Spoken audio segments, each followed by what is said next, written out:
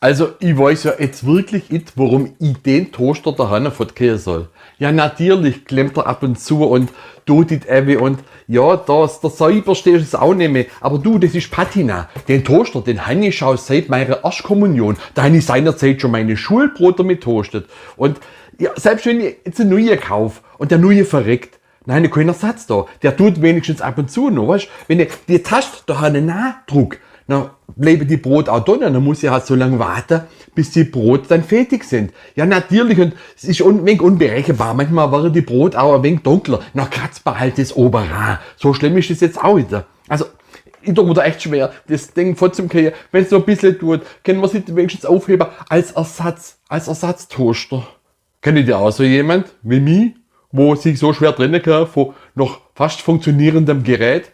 Dann schreibt es unten in die Kommentare und teilt es mit demjenigen. Macht's gut, bis zum nächsten Mal. Tschüss, Ade.